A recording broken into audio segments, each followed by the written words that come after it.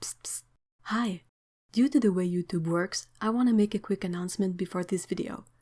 If you like this video, please consider hitting the like button or leaving a small comment. It really helps. If you feel like helping even more, you can check my Patreon or Ko-fi accounts. All the links are in the description box. Thank you!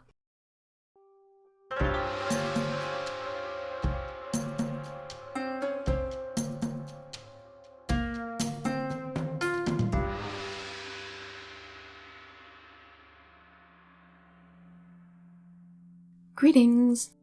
I am back with the third sheet of the Daniel Smith dot card. I wanted to show you what I did to this sheet and the other sheets because I've somewhat upgraded them.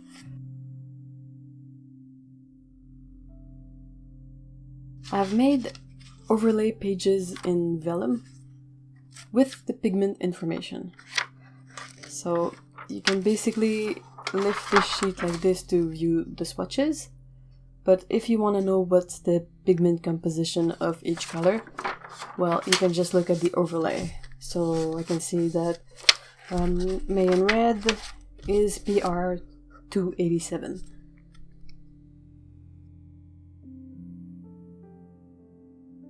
What enabled me to do this is the fact that on their website, Daniel Smith has a very recent chart of all their colors with the pigment information on the chart. It's a PDF, like a PDF version of the pamphlet, but it's really up to date and it's really easy to see the pigments of everything, so it was much easier for me to write everything over this since I didn't have to research each color separately. So I've done it for the first and the second sheet, and I've sort of taped the vellum at the top. For the new sheet, I made this overlay as well, but it's not permanently fixed yet, so I can remove it from the paper while I'm doing the swatches, so it's not in the way. But I can still use this to try and refer to it for the information as I do the swatches. This new sheet, the third one, is a lot of the earth colors.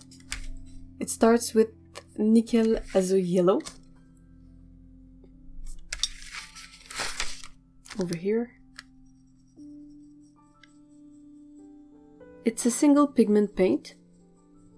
It's a very bright, very transparent yellow color, and it's the one they use for the newer version of for Quinacridone Gold hue. Quinacridone Gold hue is a mix of two pigments, and this is one of them.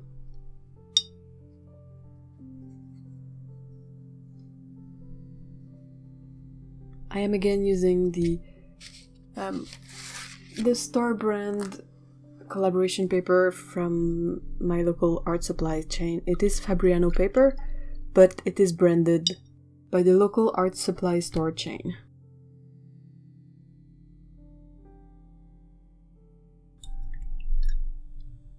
The brush is a Zen brush by Royal and Langnickel. It's the Z83R, size 8.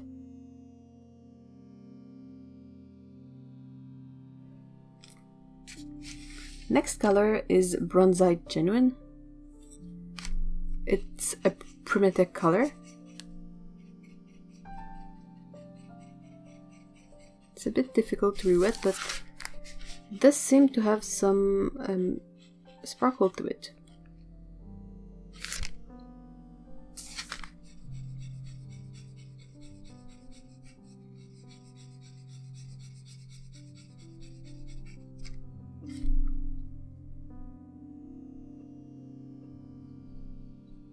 It is indeed sparkly.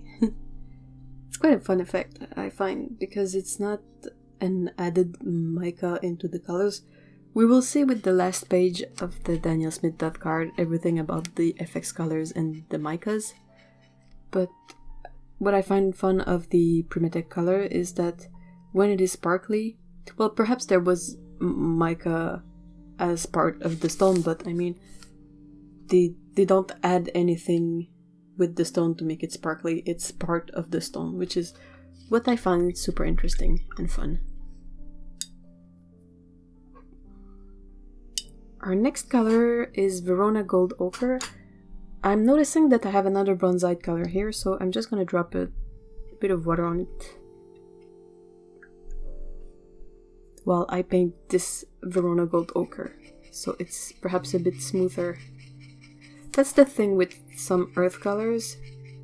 If you look at the other pages, we had some issues with like cobalts that were a bit harder to wet, and some like Viridian and like the Terre Verte or Green Earth.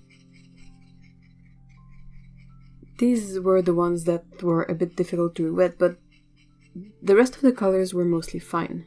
Mostly. I think we're gonna have maybe a bit of a problem with the earth tones, so perhaps I should make it a thing to pre-wet the dots ahead, just so they get a bit of time to soften and I don't end up scrubbing paper off the dot card in an attempt to pick up some color. So let's see about that.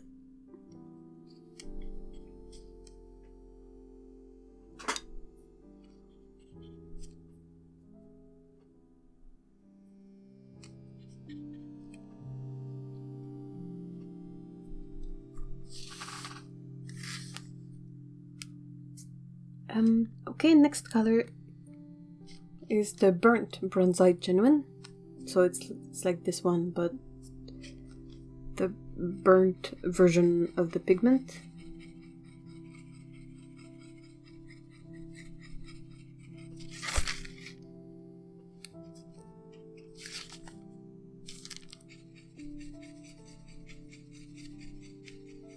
There's quite a striking difference in color between both of them. And this one seems to be sparkly as well. I think it's really fun. I love sparkly things. Like I not to wear or not to not to put on myself, but from looking at them it's really interesting. I think I really enjoy everything that creates an effect with light. So whether it's sparkles or prisms or glow in the dark or neon colors, like not necessarily something I would wear or, have everywhere in my house, but I find it quite mesmerizing when you can have a prism in a window that has a bit of sun and then you can catch all the reflections and the phenomenons, which I do not have the knowledge to properly name. Okay, next color is French Ochre.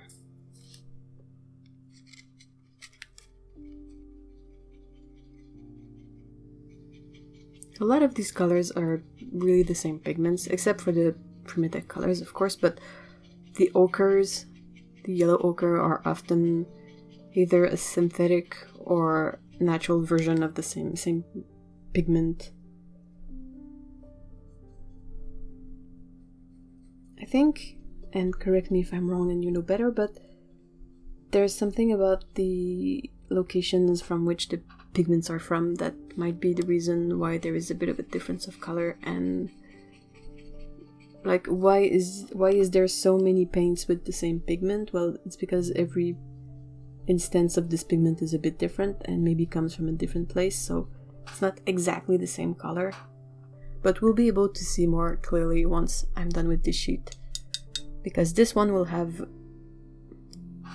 most, if not all, of the ochre and, well, all the, the iron oxides and the brown and the there is technically, well, not technically, in my head there is technically 3 sort of families of paints when you get to the earth tones.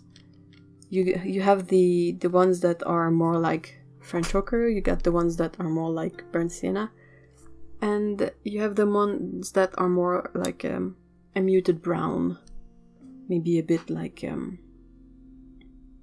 well, no, there's the not the muted brown, because that will often be with the burnt sienna, but you got like the reds, the brown, and the yellows, and that's sort of the most common pigments are from there. Like you often see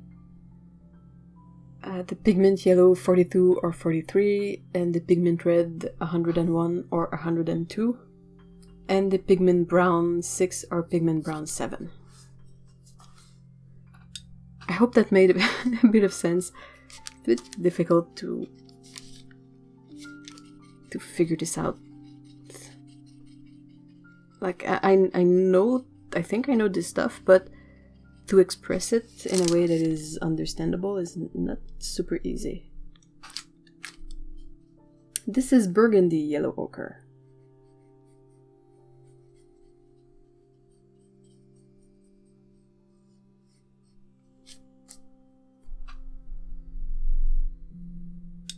The next one is regular yellow ochres, it's just named yellow ochre.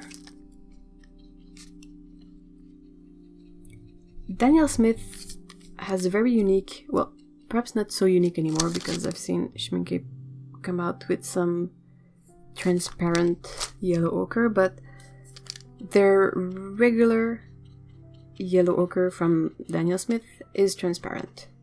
Like you can see from the chart here, it has the empty circle, which is their symbol for transparent. Before the other companies made transparent versions of this color, Daniel Smith was the only one with a transparent version of this color, which is usually quite opaque.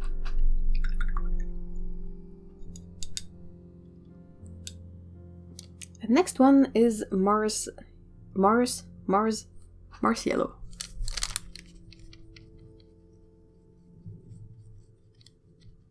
This one is semi-transparent.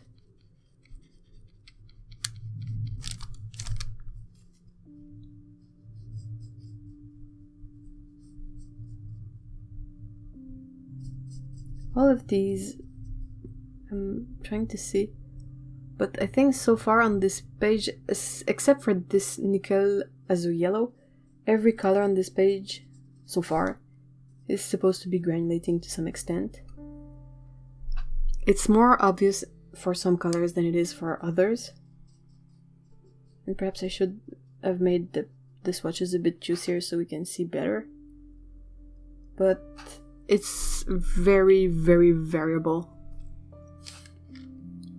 This color is paler, so it's more difficult to see, but there seems to be some granulation. This one seems to be quite granulating as well. These two, much less so. The Mars Yellow seems to be nicely granulating too.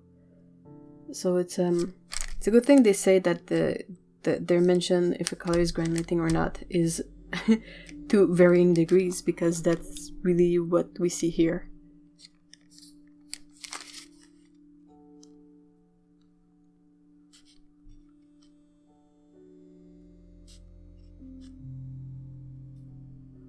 Okay, our next color here is Raw Sienna.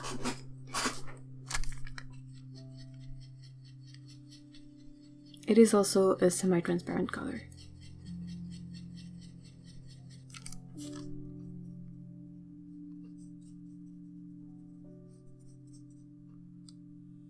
It is, we are switching from the previous pigment. This one is a brown pigment. This is PBR 6. Where the others so far, except for the Primatec color and the Nickel Azure Yellow, were yellow pigments.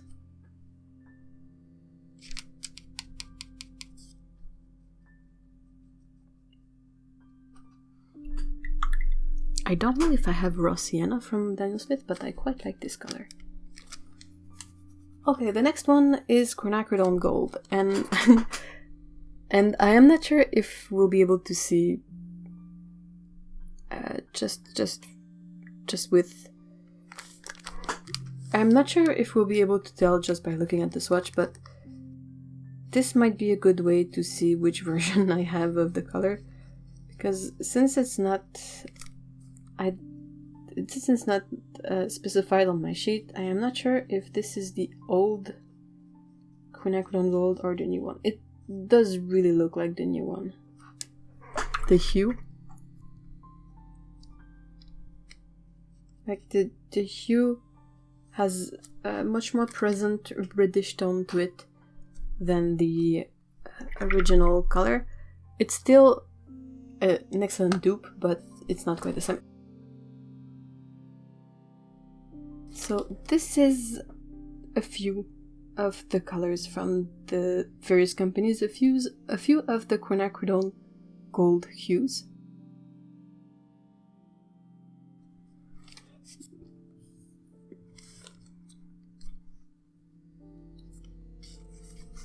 I think this is not dry yet, but it's not quite the same as this one.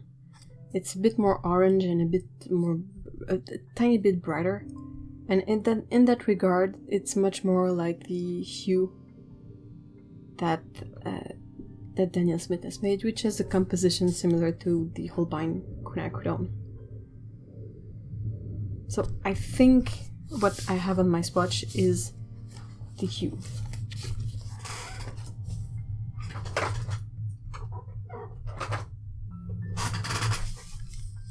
Alright, we are on to the next column.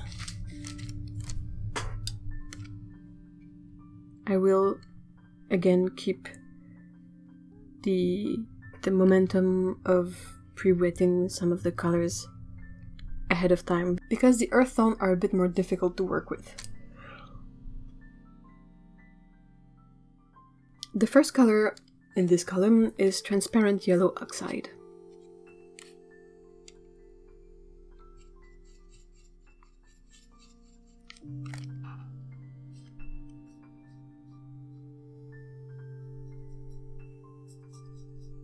It is of course meant to be a transparent color and it is the same pigment as you would have from the yellow ochres. I need to check, but I know that one of the number is the synthetic and one of the number is the natural.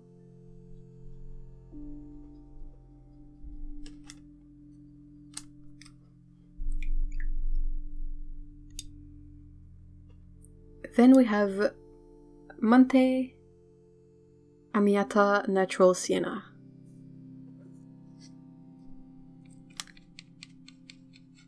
It is a brown pigment. I know, it looks quite yellow, but it's been classified as a brown pigment.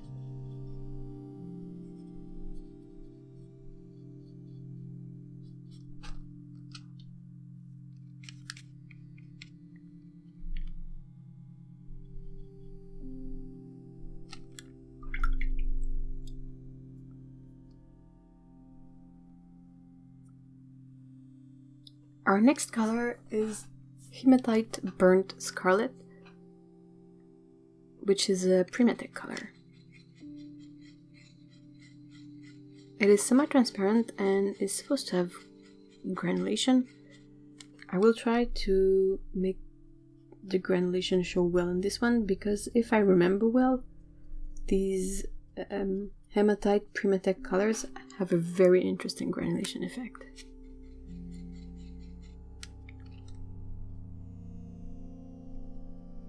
I've said it in the other videos, but if you want to have a lot of granulation in your color, make sure you mix it with a lot of water. Like that, make sure that the application of the color is quite juicy, because it's the water in your application that will cause the separation of the various particles to make the effect of granulation. Next we have environment friendly. I think it's just written EF, but I think it stands for environment friendly yellow iron oxide.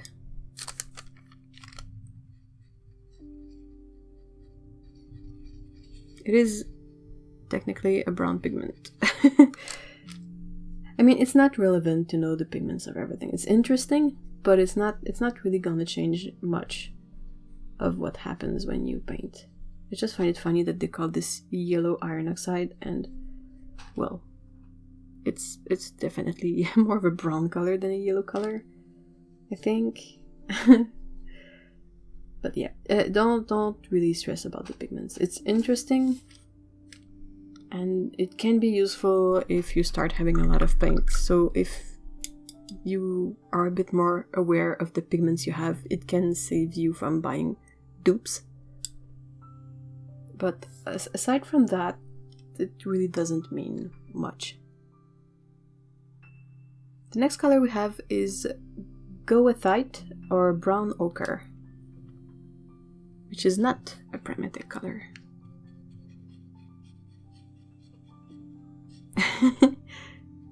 Unless I made a mistake. I don't think I did, but the brown ochre is a yellow pigment and the yellow iron oxide is a brown pigment. So it goes to show that there is something in there that is definitely more perhaps on the chemistry level rather than the visual level, which is the one we should really be focusing on as painters.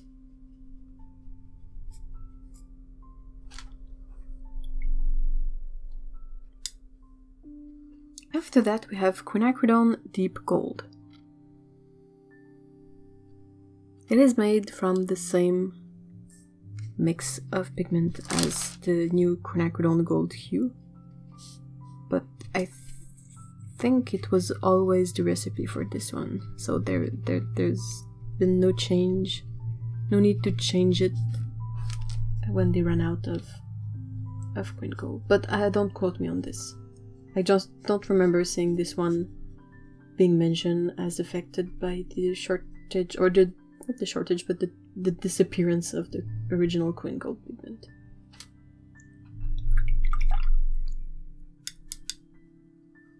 Next color. Oh, I don't think I've pre-wetted those. Oops.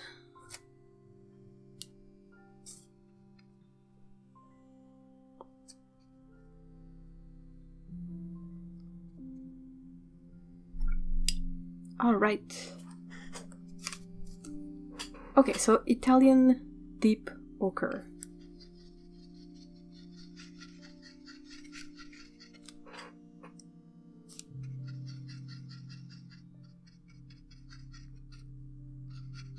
You can see quite a difference when I didn't get a chance to pre-wet the color. It's really more difficult to release it from the paper.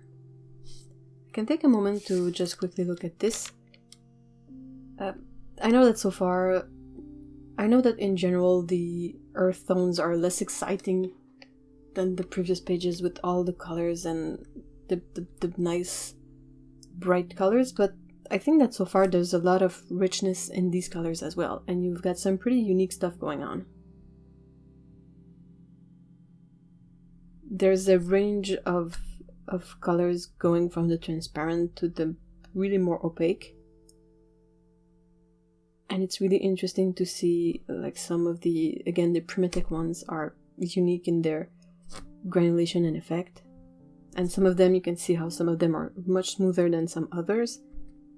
So it can be interesting to have them all on a sheet like that, because they are very similar from one to the other, but when you get to the store and you're facing the wall of paint and you're like, I see about 7 colors that look to be the same, how do I pick one? So having this first approach to the colors and this first touch with the color is really interesting, at least for me, because I can see like more clearly the differences between some colors. And it makes it much easier to edit my shopping list with the colors I want from the colors I don't really need in the end.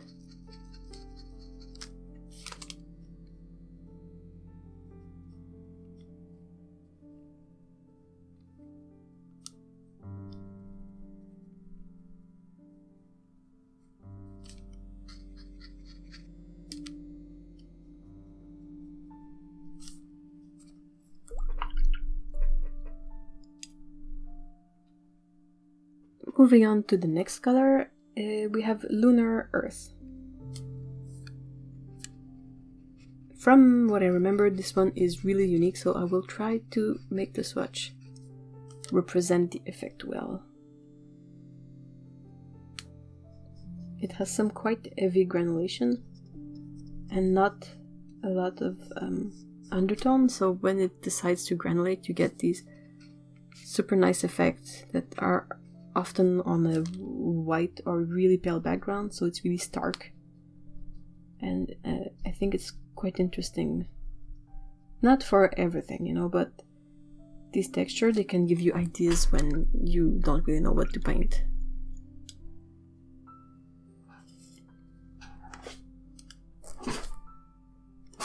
Alright, after Lunar Earth we had Italian Deep Ochre. I know I didn't re-mention it when I did the swatch, but this was Italian Deep Ochre. Then Lunar Earth. Then we have Burnt Yellow Ochre.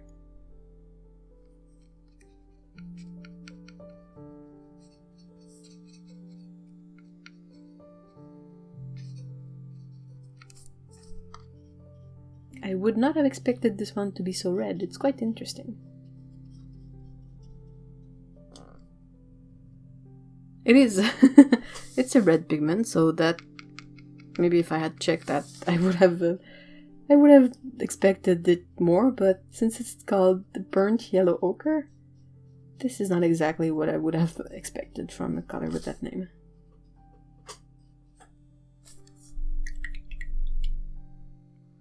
It has the advantage of being a red pigment, you know, the usual PR. This one is PR 102. And it's transparent. And we're gonna see in the coming columns a lot more of this PR 101 and 102 colors, and you will see some of the variants are really opaque. So it's quite interesting to see that Burnt Yellow Ochre is not is not yellow, but it is a transparent red pigment. And the last color in this column is Garnet Genuine.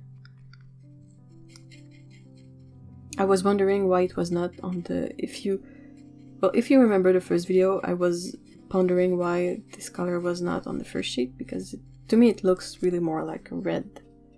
But it is quite a muted red, so I guess it has a place on the earth tones sheet. This is the one, when I saw this color, I wanted really to try making it myself on the pigments at Cremers.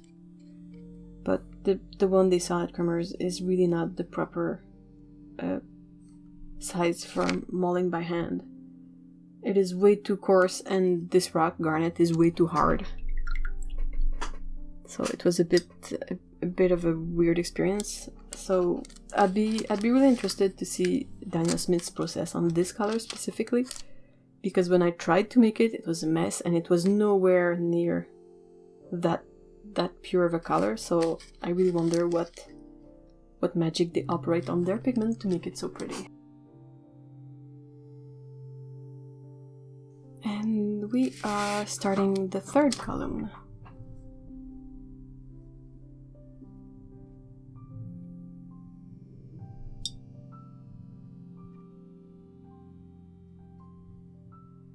Again, I am pre-wetting some of the colors.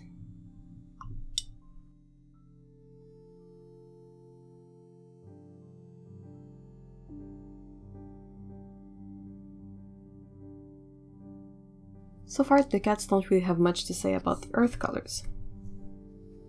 Let's see if this keeps up. The very first color of the third column is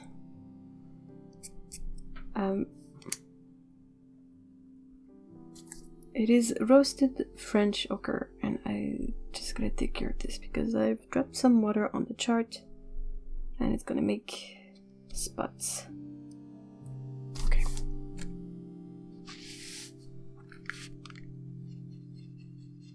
So this roasted French ochre is also a red pigment. So we're gonna have a much redder color.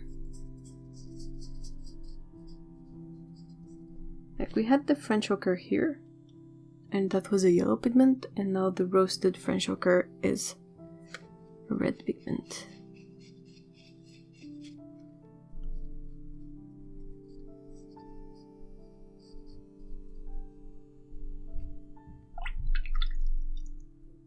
Then we have Burgundy Red Ochre.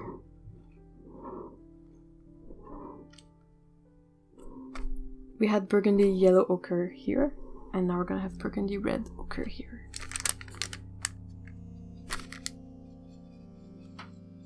Again, the weird noise is a courtesy of Pecco. She likes to be next to the window, but we often leave the blinds closed, especially when the weather is not so great. And she sort of enjoys messing with the blinds, and that's what makes the noise.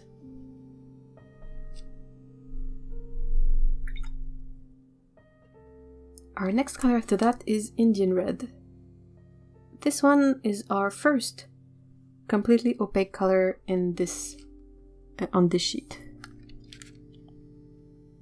I will possibly be able to show you what I mean. So this one is PR101.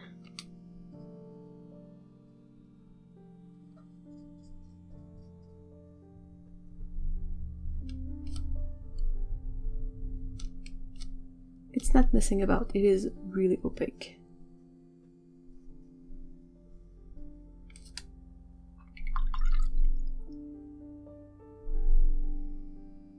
Then we have Venetian Red, also a color that is supposed to be fully opaque. Just pre-wetting the colors before I start on the Venetian one.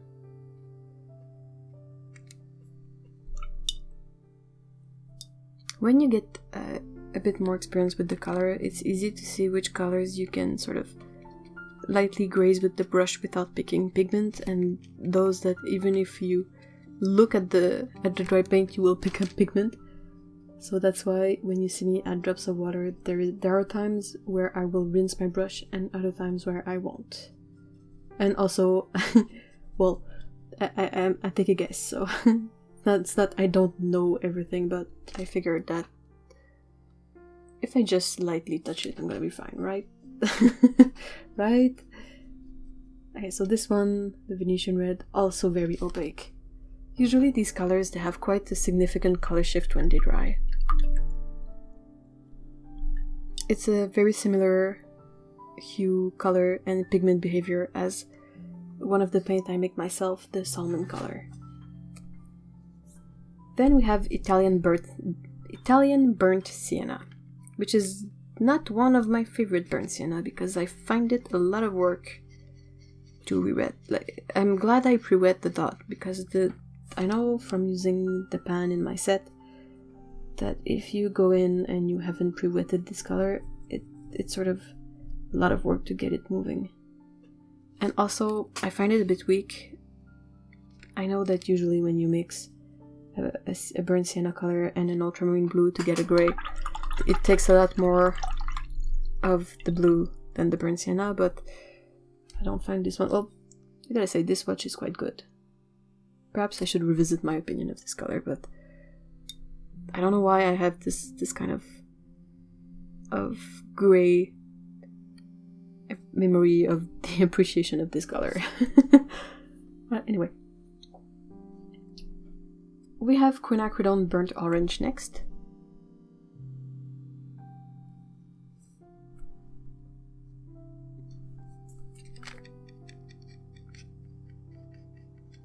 This one is a nicely transparent color, and it is supposed to have some granulation.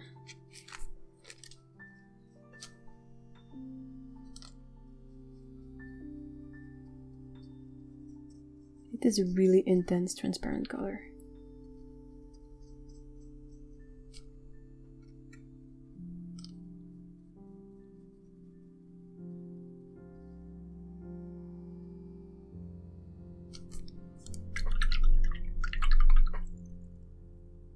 Then we have Quinacridone Sienna, which is a color made of 3 pigments.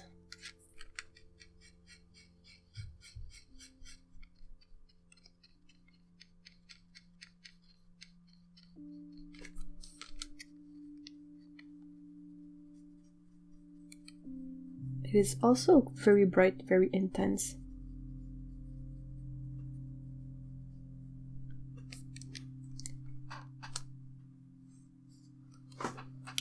The color after that is Pompeii Red. We are sort of back to the more earthy pigments, like the burnt orange. The Quinacridone burnt orange and the Quinacridone Sienna were quinacridones, but most of everything else before that was more of like earth pigments and earth colors.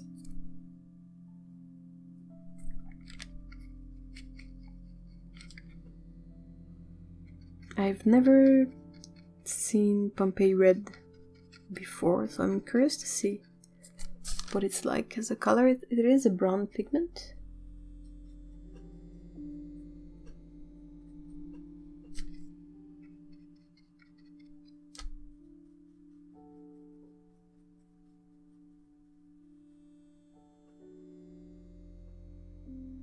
That is semi-opaque and has granulation, so we'll see about that as it dries. Our next color is a Primatech color. It is Red Fuchsite Genuine. On the previous sheet we had Fuchsite Genuine, the one that is minty green, the one that I said, why is it sparkly? And now we have the red version of this pigment, which appears to be sparkly as well. I think it might be even sparklier than the regular green one. It is lovely.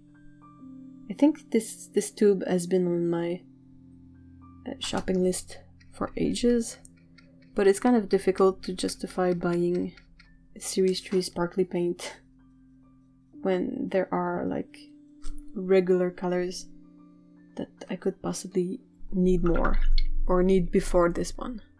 So it's always been pushed back to the the end of the list, but hopefully at some point I will be able to afford for this one, because I gotta say I quite like the hue and the sparkly effect.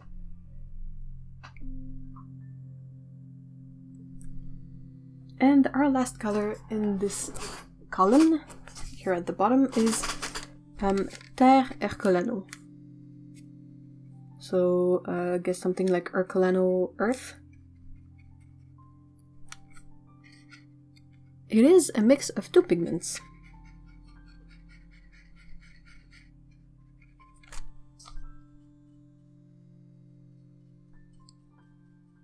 I wonder if it has qualities that are similar to when we had Terre Verte on the previous sheet, so that you can sort of make a pair of these two that are a bit like complementary colors. Like this one is a yellow, like a warmer reddish brown, and the other one was a muted green color. So I wonder if you have them together, if they look pretty, or if it's just, you know, the basic stuff.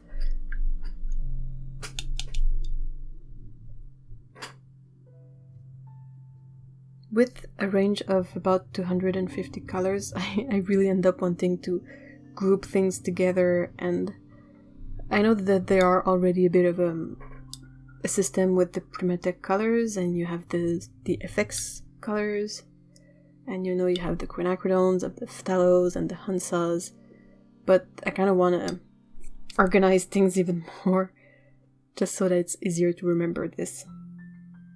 I'm pre-wetting all the dots, if I can help it, because that way I will not forget, because I forgot again. Okay. The very first color on the new column is another Primatech color. It is Minnesota Pipestone. I think it is also known as Catlanine.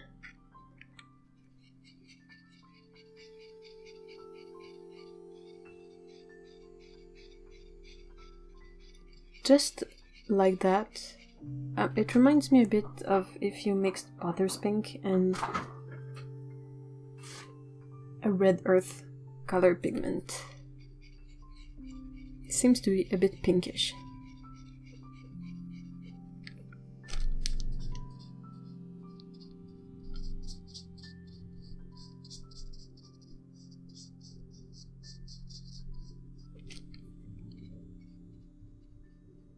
When I started making paints, my own paints, I realized quite a few things. First of all, that it's a bit difficult to get super bright colors from stones that are not either incredibly pricey or kind of a synthetic thing, or that are not toxic in a way.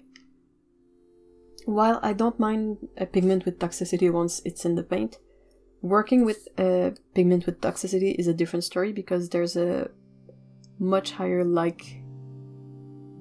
likelihood of having the particle airborne when you work with the pigment. So it's quite different, and even if I have mask and protection, it's no guarantee. And also, like I always say, I have cats, and their system is much smaller than mine, so they can't process a lot of the stuff should they inhale some.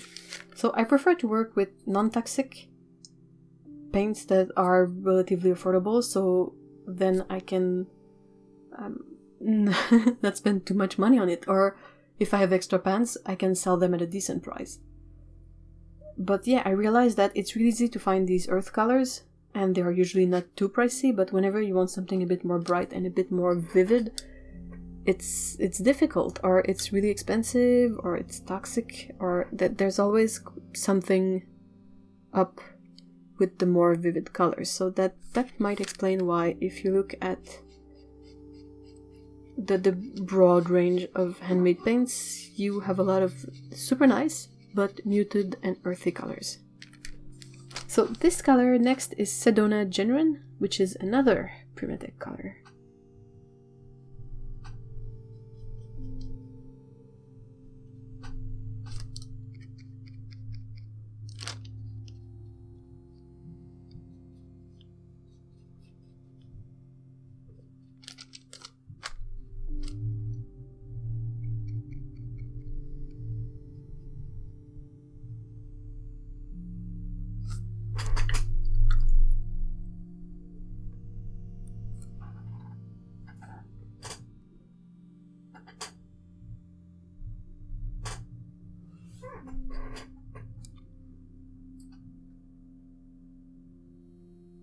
Then we have Italian Venetian Red. There's a lot of stuff going on. Like with the naming, you have the Italian Deep Ochre, Italian Burnt Sienna, Italian Venetian Red. You have regular Venetian Red here. I think I would be confused if I just tried to remember the name of one of these colors I wanted to get. Like, which one was it already? If you are interested in any of these, I really suggest writing the names down rather than trying to remember about it, because it's not super easy to make sense of it all, and at some point the color doesn't really give you a clue. The name doesn't give you a clue about the color.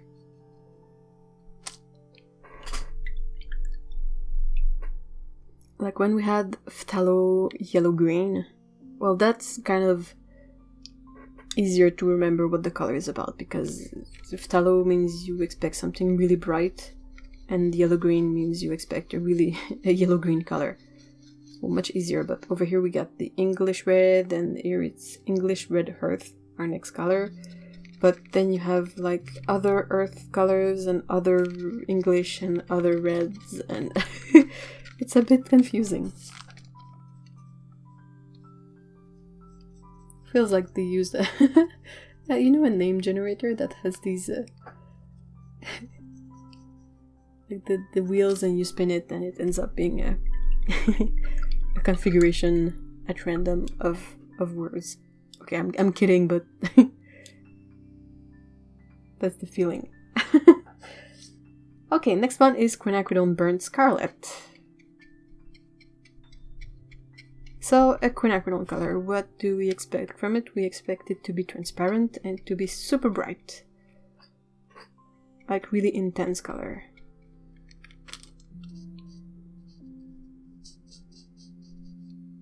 It is transparent and quite intense, so I guess so far the quinacridone standard keeps up with us. The next color we have is Perylene Maroon. We had the Perylene Red or Perylene Scarlet back on the first sheet, and then we had Perylene Green. Oh! Beko appreciates Perylene Maroon. But yeah, so the Perylene naming convention is all over the range of colors, but generally they are also quite intense colors with a great pigment load and very interesting transparent hues. Someone really enjoys Perylene Maroon, right? Right? Is this your favorite? Yes?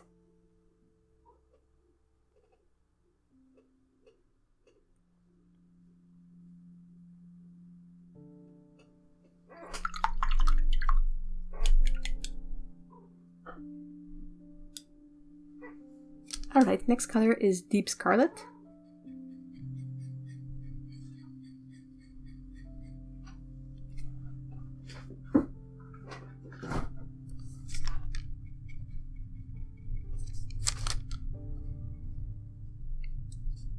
It is a very pretty color. There is something for me that's really fun about the transparent, really pigmented colors.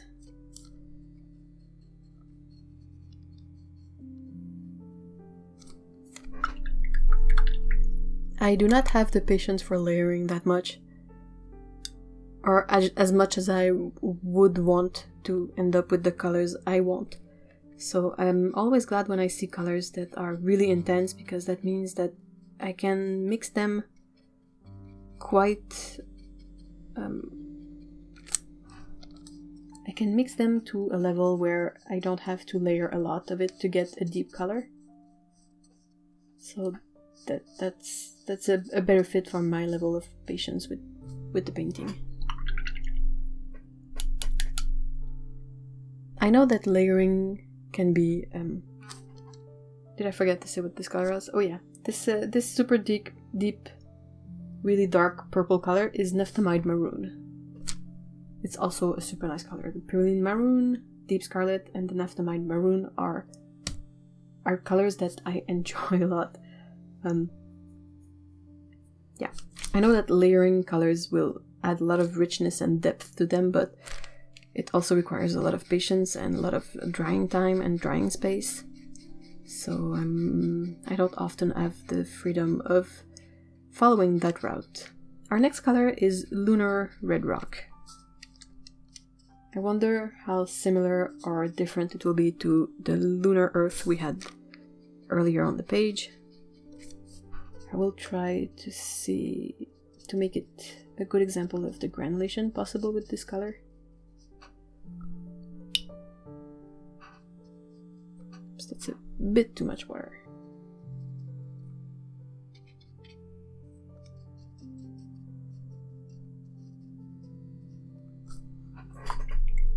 Too much color, did I say? Oh, too much water.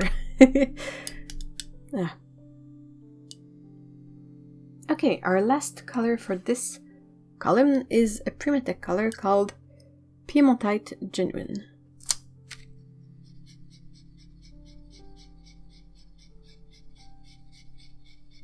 Oops, oh no, I added a bit too much water to soften it, and I ended up removing the dot from the paper.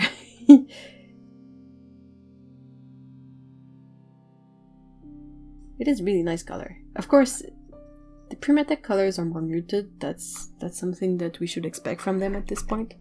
But it is a nice color. It's a really nice muted hue.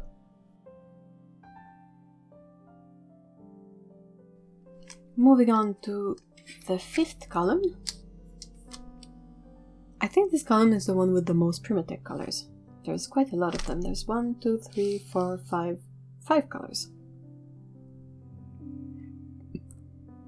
We are starting with Tiger's Eye Genuine. That was a kitty sneeze.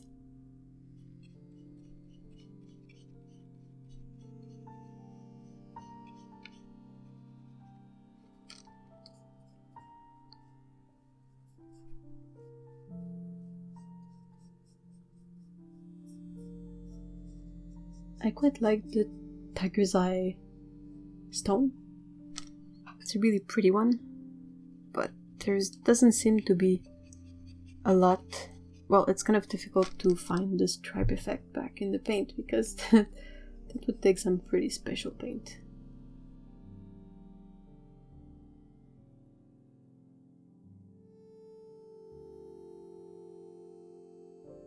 Then we have the next color is another Prismatic. It is Burnt Tiger's Eye Genuine.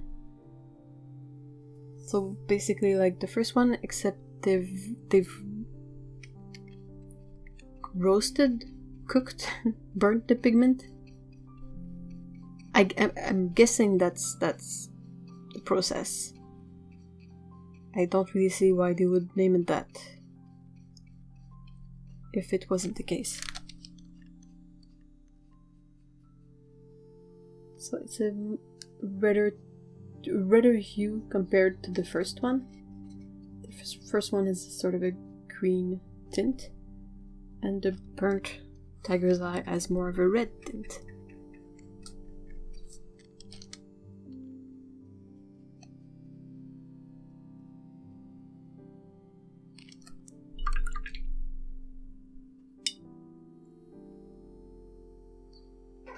Then we have yet another Prismatic color. This one is Hematite. We had Hematite Burnt Scarlet over here, and now we have good old plain Hematite, I guess. Oh, it's a brown black pigment. It's quite pretty.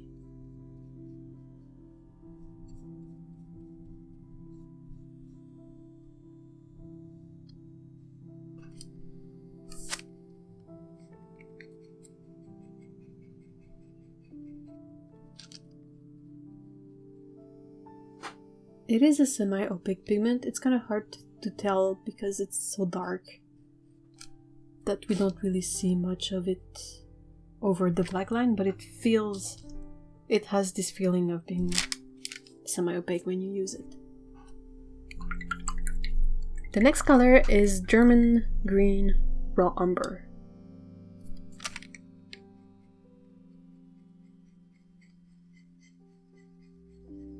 Oh, well, for once, it really has a greenish tint, so that's not so bad, as far as naming goes.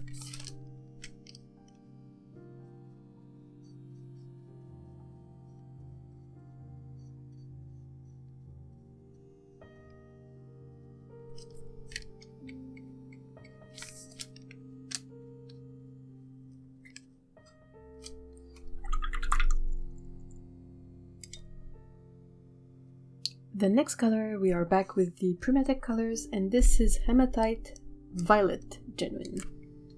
Hematite Burnt Scarlet, Hematite over here, and Hematite Violet Genuine.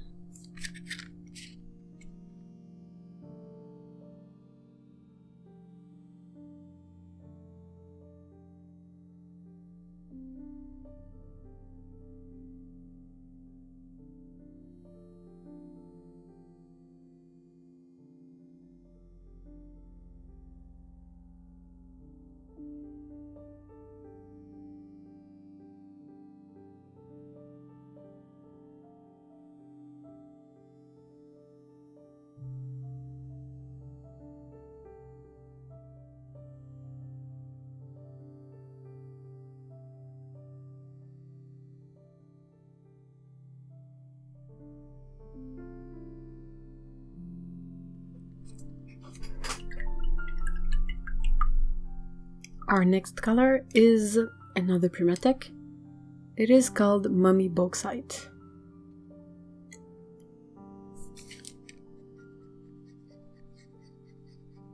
I wonder, I keep mixing it up, but is that the one that was made from mummies before? Or no, I think it was Caput Mortem. Or maybe this one? I can't remember.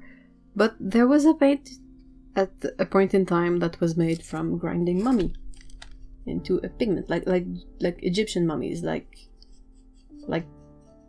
desiccated corpses into a pigment for painting. So you would be painting with a fairly organic pigment, I would say.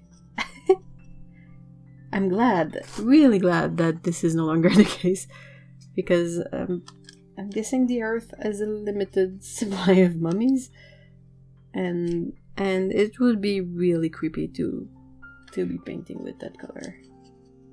Well, at least for me. It's a bit like, is it Indian yellow that was made from feeding mango leaves to cattle, and they would pee a super bright yellow, and they would use this urine as a base for the pigment.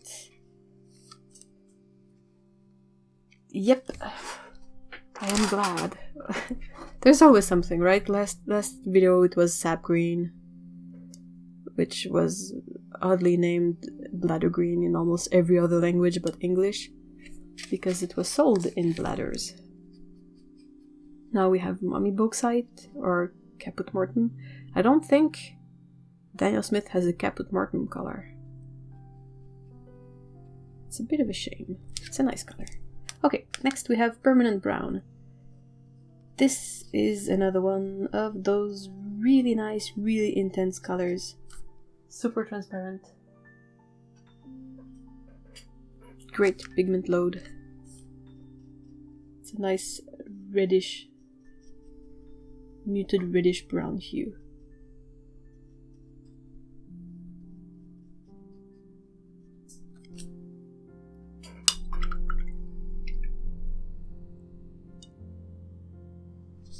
The next color is Raw Umber Violet. It is made from two pigments. It is made from a brown pigment and the violet pigment. It's really nice hue, really nice color.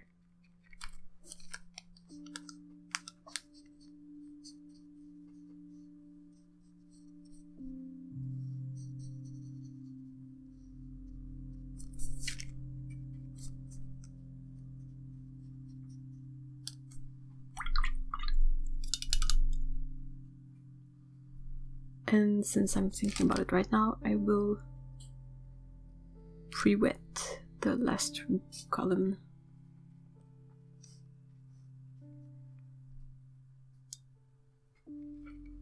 Alright, next color here we have Transparent Brown Oxide.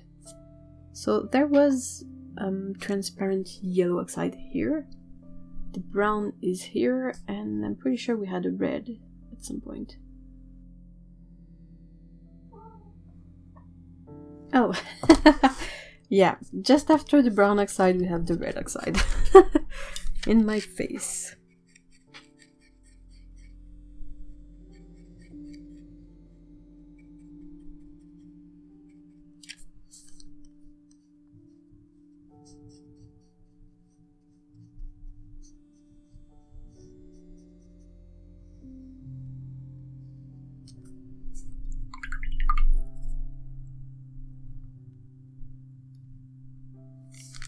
And yes, next one is transparent red oxide.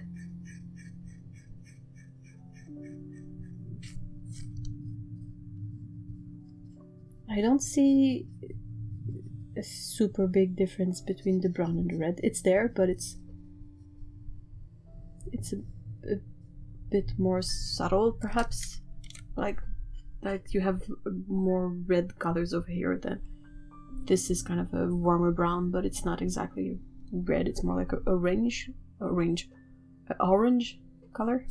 Anyway, on to the last column.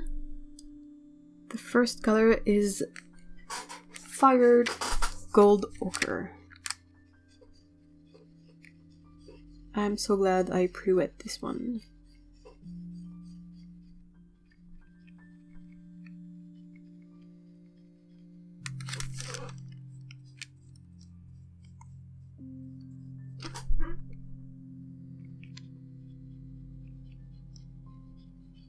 A bit difficult to reactivate. It is a transparent color with granulation.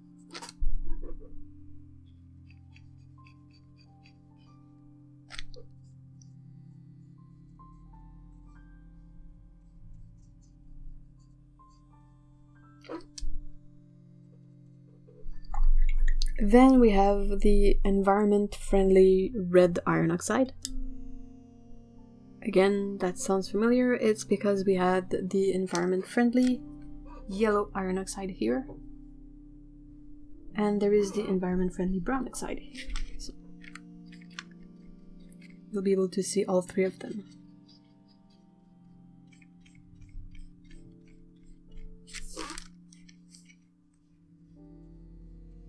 It is a semi-opaque color with granulation. I'm observing that a lot of the earth colors have granulation. And when I say a lot, I mean a lot. Has there been a color without granulation on this sheet?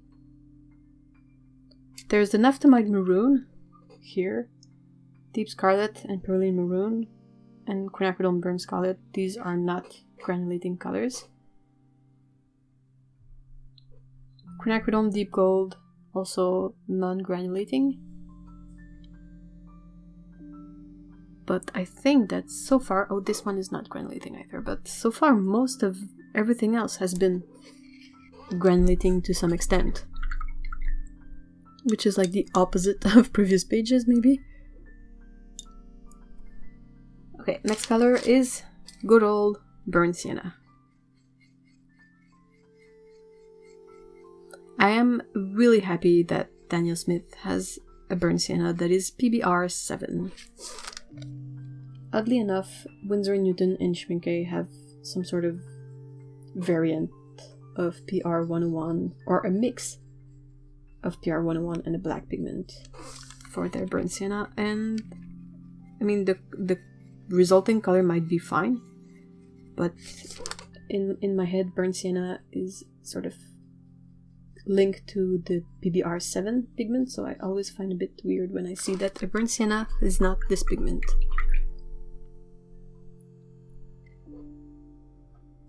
Then we have English Red Ochre. So how many English something color have we had so far?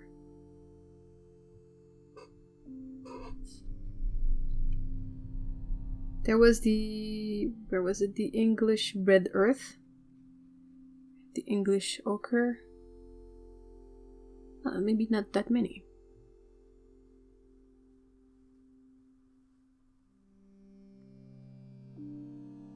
So this is our second color with the word English in it.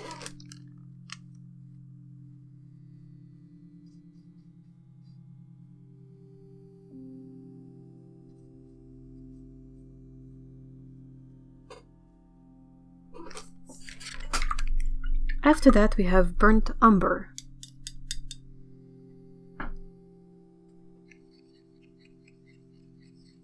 It is one of my favorite browns to use, because to me this is a really natural color. So I find it really useful in a palette. It's not too red, and it mixes into super nice neutrals with other blues. Quite like this color.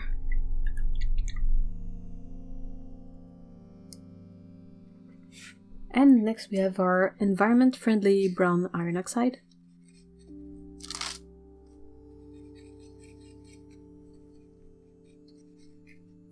Seems to be similar to the burnt umber color.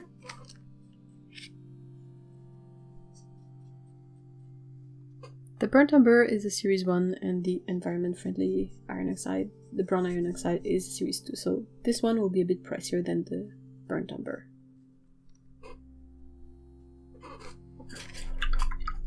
Then we have raw umber.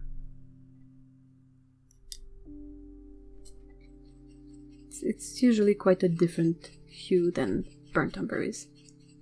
Like you have raw sienna, burnt sienna, you have yellow ochre, and raw umber, burnt umber. These are the sort of the most common earth tones that you can find in sets. From memory, from what I remember.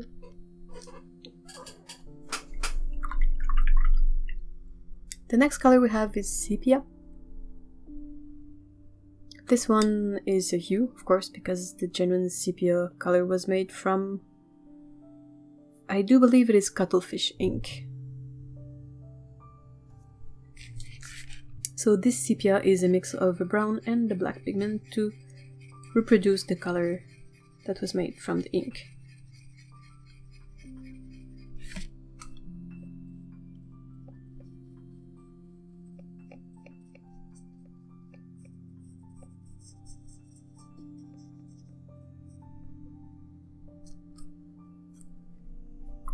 The next color is a Primatec color. It is Cyclorite Genuine.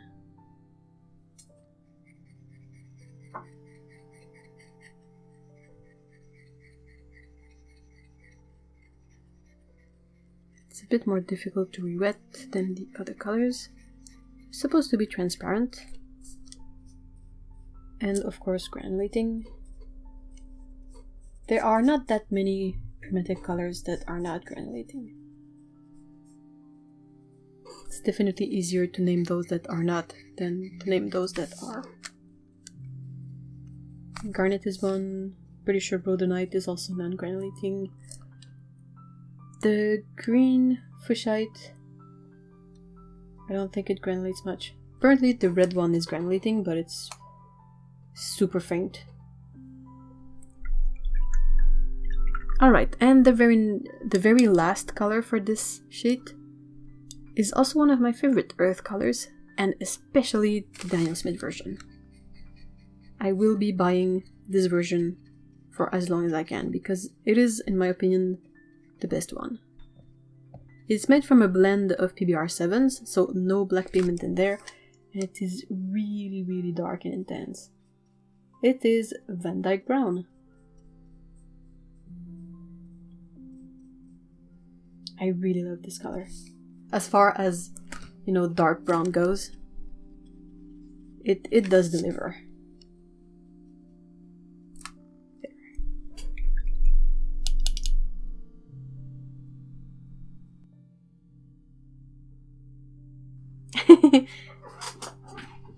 And Scout just came and it boinked me. Because I think either she appreciates this dark color or she wants some food, so I'll go feed the cats and I'll be right back.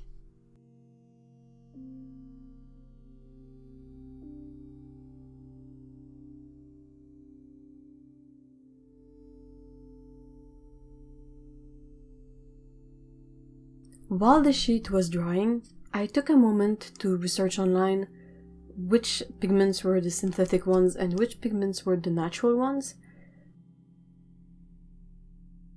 And I found on handprint.com that the synthetic pigment codes are pigment brown 6, pigment red 101, and pigment yellow 42. The natural codes are pigment brown 7, pigment red 102, and pigment yellow 43. It was also saying on the website at Handprint that some of the labeling might not necessarily mean the color is natural or synthetic, because they wanted to keep the original numbers of the natural colors to use for some of the synthetic as well, I think, in order to not confuse the users. Yeah, that's what I got from looking at Handprint. So yeah, I didn't research this extensively, so take this with a grain of salt, but that's quickly what I was able to find. Handprint is usually a really good source for information, so there is really no issues with them there. Now that the paints are dry, I will proceed to remove all the blue tape.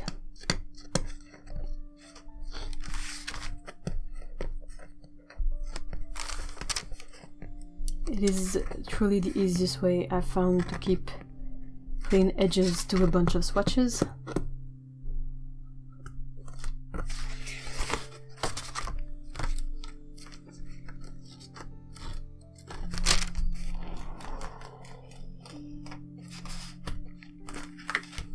It is fairly easy to remove once the paint is dry. I've never had problems with these tearing off or the paint seeping under the tape. I will put a link in the description for this tape, or at least the information if you want to look at your local store for it.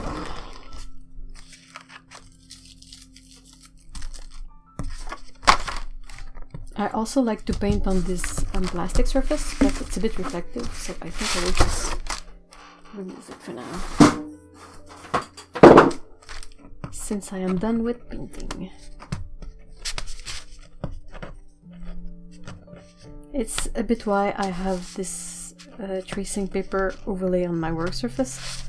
It used to be the simple vinyl sheet, but with the new lights I have, it made a huge glare. That was super unpleasant. So yeah. It gets a bit crummy when I've been using the same paper for a while, but you know, workspace get crummy too, and painting is not a super clean practice, so you get it, I'm pretty sure you get it.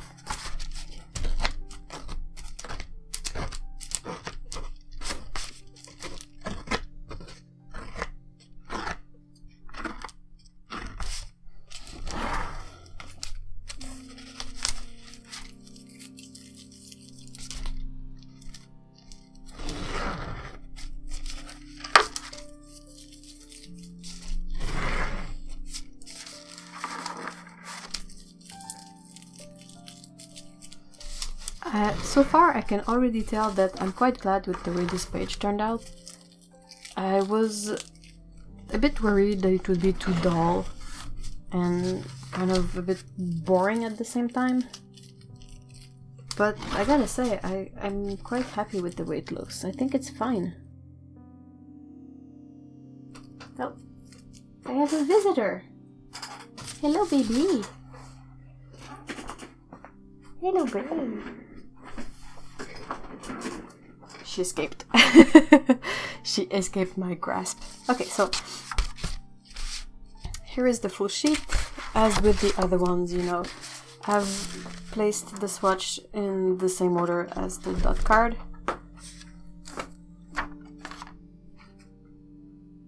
So there we have this. I will zoom in a bit. There are again a lot of granulation on this sheet, as is to be expected with the earth colors. We can fully understand what Daniel Smith means by the varying degrees of granulation on this sheet, because you have some super granulating colors like this one, and others that are clearly less granulating. Like Quinacridone Gold is supposed to be a granulating color, according to the dot card, but it's really a faint effect.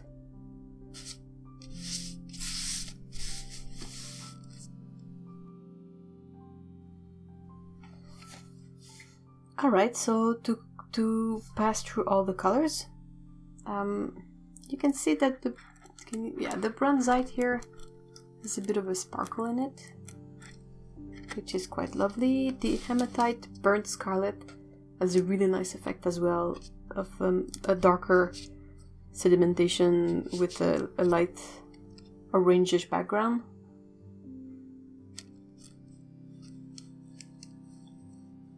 The burnt bronzite also has sparkles.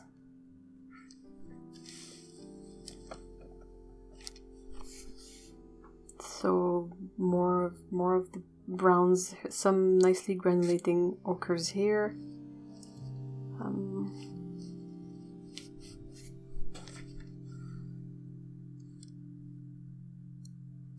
Some more subtle stuff going on for these.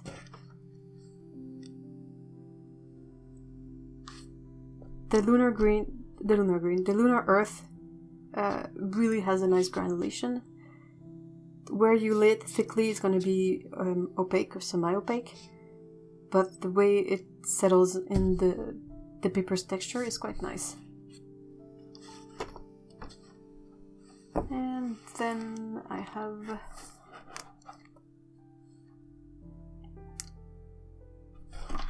I don't know if we can see, but the fuchsite, oh yeah, here. The red fuchsite is also sparkly.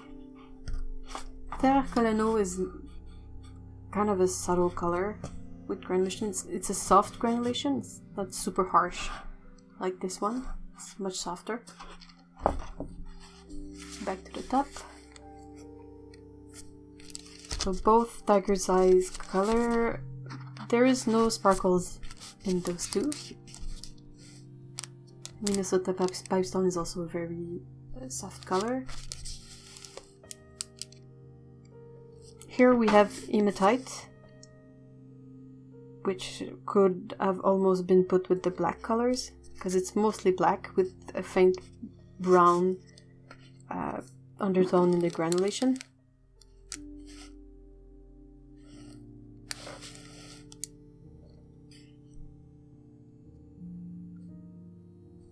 Another Hematite color here, violet, Hematite Violet.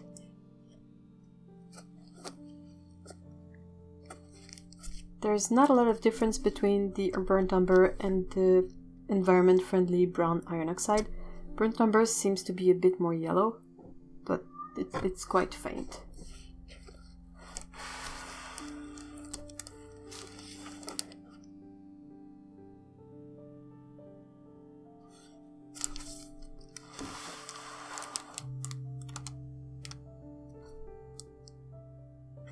Hematite has quite a nice granulation effect as well. Here we have Lunar Red Rock, which seems to be a bit softer than Lunar Earth. This one has really strong granulation. This one seems to be a lot less granulation. So that is the third sheet of Daniel Smith dot card. I will add on my pigment overlay. It serves as a nice way to protect the swatches as well. And to fix it, I'm just going to use regular Scotch tape. Okay, this one comes in a donut, but yeah, it's just regular Scotch tape.